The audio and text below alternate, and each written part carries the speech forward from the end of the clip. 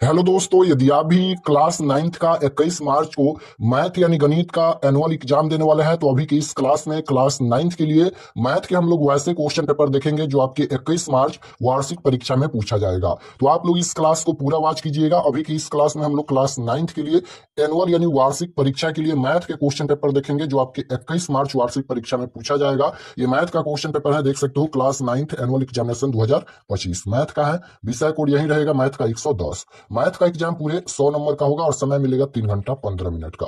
सबसे पहले पेपर में खंड अ मिलेगा, सेक्शन ए, जिसमें आपसे ऑब्जेक्टिव टाइप क्वेश्चन पूछा जाएगा 1 से लेकर 100 तक, जिनमें से किन्हीं 50 प्रश्नों के उत्तर देना है एग्जाम में।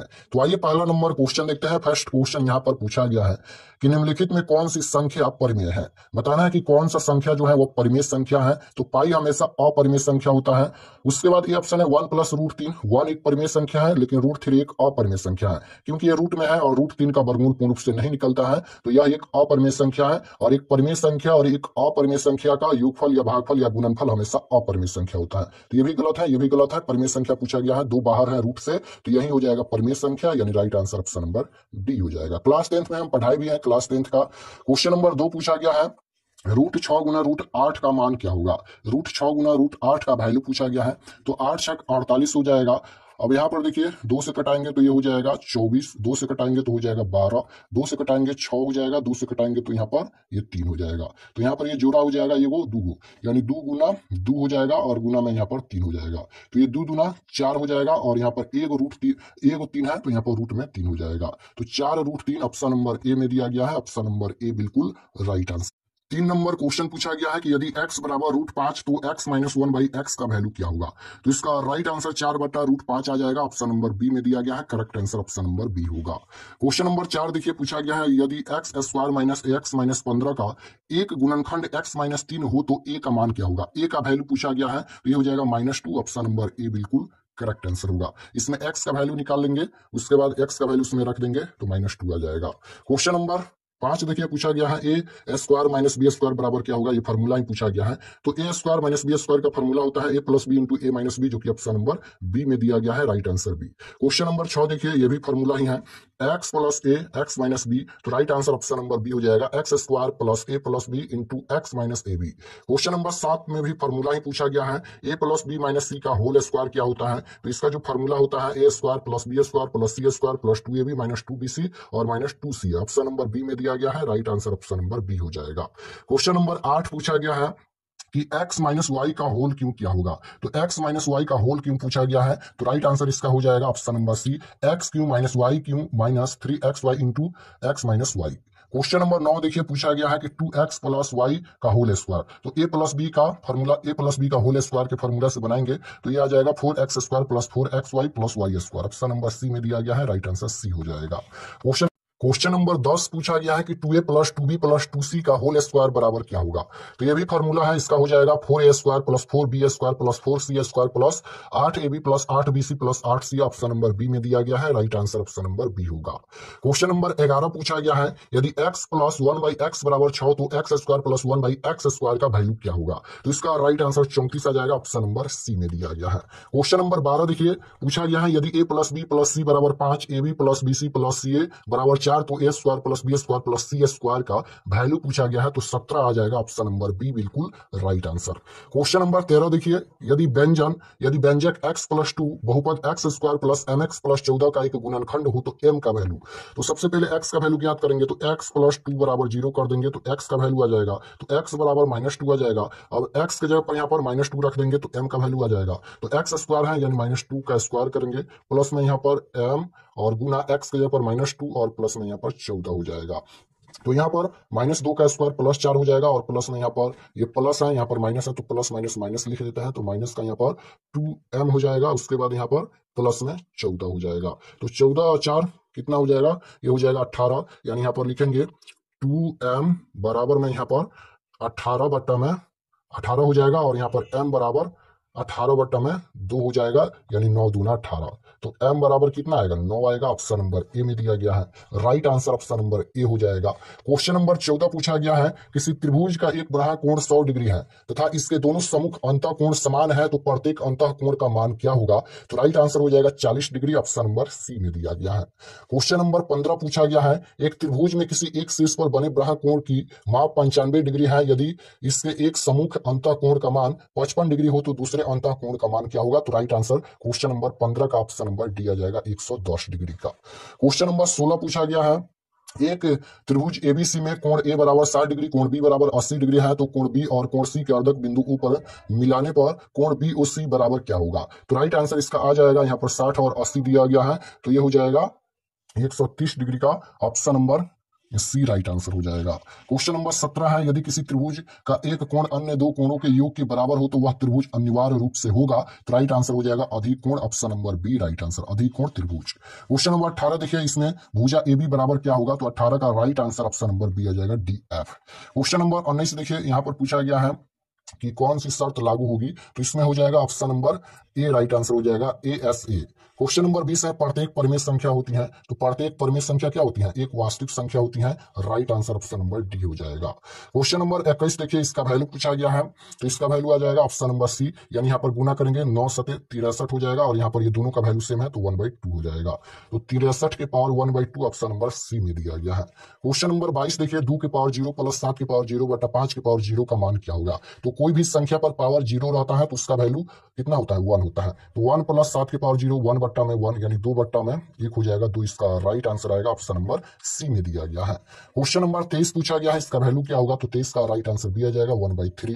क्वेश्चन नंबर 24 देखिए, 2 के पावर 0 यानी 1 प्लस 1 के पावर 0 1 बराबर में 2 हो जाएगा। ऑप्शन नंबर ए में दिया गया है।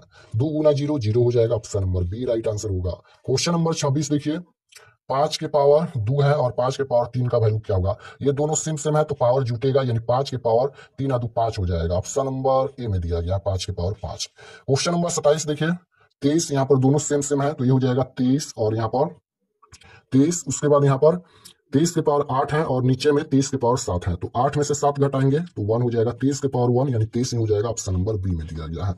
देखिए, इसका वैल्यू पूछा गया है तो इसका राइट आंसर कितना आ जाएगा। क्वेश्चन नंबर 28 का ये हो जाएगा 2, और यहाँ पर 2 के पावर 3 है और बाहर में भी पावर 5 है, तो 5 3 15 हो जाएगा। 2 के पावर 15 ऑप्शन नंबर सी में दिया गया है। क्वेश्चन नंबर 29 देखिए, 10 के पावर 0 1 हो जाएगा, 20 के पावर 0 1 हो जाएगा, 1 हो जाएगा। ऑप्शन नंबर डी में दिया गया है। क्वेश्चन नंबर 30 देखिए, 2 के पावर 0 1 गुना 3 के पावर 0 1 बट्टा में 1, यानी यहाँ पर हो जाएगा 1/1 यानी 1 हो जाएगा। ऑप्शन नंबर बी में दिया गया है। इतना इजी प्रश्न पूछा जाता है, बहुत ही सिंपल प्रश्न पूछा जाता है।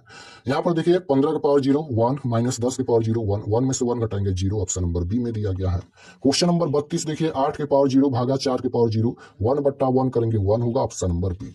क्वेश्चन नंबर 33 भी उसी प्रकार से है, 7 के पावर 0 1 प्लस 4 के पावर 0 1 2 हो जाएगा। ऑप्शन नंबर सी में दिया गया है।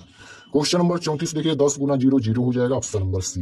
क्वेश्चन नंबर 35 देखिए, 10 माइनस 0 है तो ये कितना हो जाएगा, 10 माइनस 0 है तो ये हो जाएगा 10। Option number B. Question number 36 देखिए, इसका वैल्यू पूछा गया है तो इसको सबसे पहले गुना कर लेते हैं, तो यहाँ पर हो जाएगा 20, और यहाँ पर प्लस में 20 और माइनस का 0, 20 20 40 हो जाएगा। Option number B.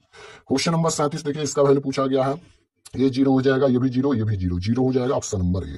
Question number 38 देखिए, इसका वैल्यू पूछा गया है तो ये पावर सेम सेम है तो यहाँ पर ये दोनों सेम है तो पावर जुटेगा, यानी 6 के पावर 2/3 प्लस 1/3 करेंगे तो इसका आंसर आ जाएगा यहाँ पर 1 आ जाएगा, यानी 6 के पावर 1 तो 6 हो जाएगा। Option number B.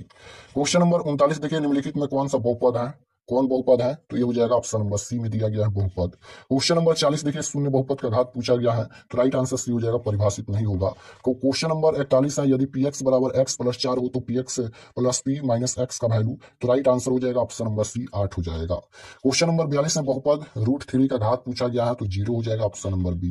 Question number 43, x बराबर 1 है तो बहुपद का मान पूछा गया है तो इसमें एक्स का वैल्यू रख देंगे, तो एक्स स्क्वायर है 1 का स्क्वायर 1 माइनस 1 माइनस 1, तो यहाँ पर कितना हो जाएगा, ये माइनस है ये प्लस है तो ये कट जाएगा तो -1 हो जाएगा। ऑप्शन नंबर डी में दिया गया है।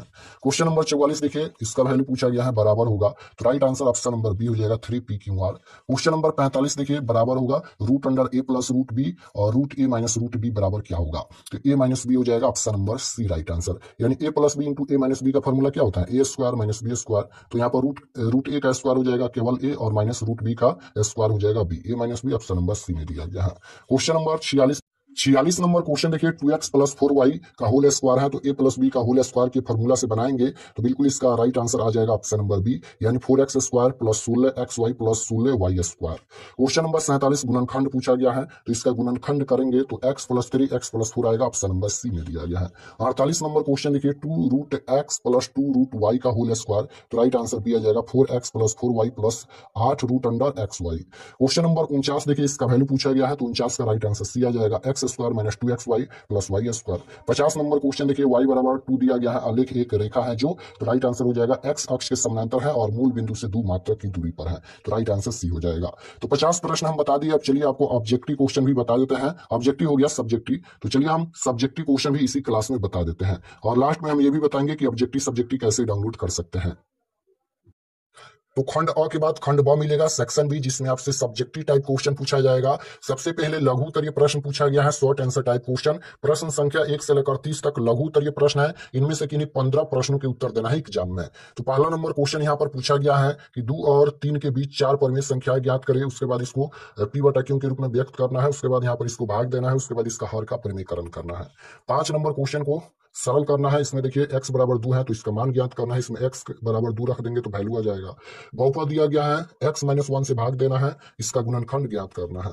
9 नंबर क्वेश्चन सीधे गुना किए बिना इसका वैल्यू बताना है। उसके बाद 10 एक त्रिभुज का क्षेत्रफल ज्ञात करें जिसकी 2 भुजाएं 8 सेंटीमीटर और 11 सेंटीमीटर है और जिसका परिमाप 32 सेंटीमीटर है।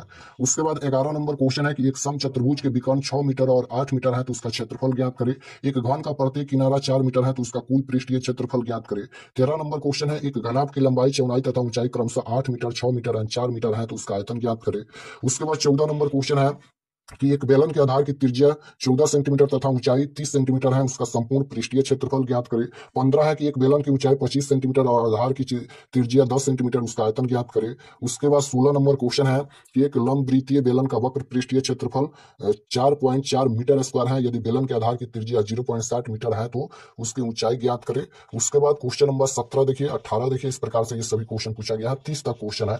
24 नंबर क्वेश्चन, एक गुणनखंड है या नहीं। 25 सरल करना है कि का वैल्यू ज्ञात करना है, गुणनखंड ज्ञात करना है। इस प्रकार से 30 तक क्वेश्चन पूछा गया है। ये लघु उत्तरीय प्रश्न है, इनमें से किन्हीं 15 प्रश्नों का उत्तर देना है एग्जाम में। उसके बाद दीर्घ उत्तरीय प्रश्न पूछा गया है। यहाँ पर देख सकते हो लॉन्ग आंसर टाइप क्वेश्चन। प्रश्न संख्या 31 से 38 तक दीर्घ उत्तरीय प्रश्न है। इनमें से किन्हीं 4 प्रश्नों के उत्तर देना है एग्जाम में। प्रत्येक प्रश्न 2 अंक का होगा, प्रत्येक प्रश्न 5 अंक का होगा। यहाँ पर देख सकते हो ये दीर्घ उत्तरीय प्रश्न है, यानी 5 नंबर वाला प्रश्न है। 4 प्रश्नों का उत्तर देना है, 20 अंक यहाँ से मिलेगा। 31 नंबर क्वेश्चन है, गुणनखंड ज्ञात करें, सत्यापित करें, 2 चर वाले रैखिक समीकरण का आलेख खींचे। 34 है, यदि 2 रेखाएं परस्पर प्रतिच्छेदी करती हैं तो शीर्षाभिमुख कोण बराबर होते हैं, सिद्ध करें। उसके बाद 35 नंबर क्वेश्चन देखिए, एक चतुर्भुज के कोण 3:5:9:13 के अनुपात में है, इस चतुर्भुज के सभी कोण ज्ञात करें। उसके बाद 36 नंबर क्वेश्चन देखिए, एक त्रिभुज एबीसी की रचना करना है। कोण बी बराबर 90 डिग्री, बीसी बराबर 12 सेंटीमीटर तथा ए बी बराबर 5 सेंटीमीटर है। 37 है, एक समद्विबाहु त्रिभुज का परिमाप 30 सेंटीमीटर है, उसकी बराबर भुजाएं 12 सेंटीमीटर लंबाई की है, इस त्रिभुज का क्षेत्रफल ज्ञात करें। 38 नंबर है, एक कमरे की लंबाई चौड़ाई और ऊंचाई क्रमशः 5 मीटर 4 मीटर 3 मीटर है।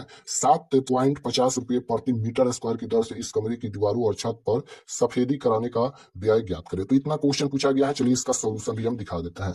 तो यहाँ पर ध्यान से देखिए, ये क्वेश्चन नंबर 1 का सोल्यूशन यहाँ तक है। क्वेश्चन नंबर 3 का सोल्यूशन यहाँ तक किया गया है, इसका आंसर यहाँ पर आएगा। हर का परिमेयकरण करना है। उसके बाद यहाँ पर 4 नंबर क्वेश्चन नंबर 4 में हर का परिमेयकरण करना है। तो हर का परिमेयकरण कैसे होता है, तो यहाँ पर 1/√2 दिया गया है। अब देखिए ऊपर में भी √2 होगा और नीचे में भी √2 होगा। अब यहाँ पर गुना करेंगे तो ये हो जाएगा √2 और नीचे में क्या हो जाएगा, तो रूट से रूट कैंसिल हो जाएगा तो यहाँ पर 2 बचेगा। तो इसका आंसर यहाँ तक।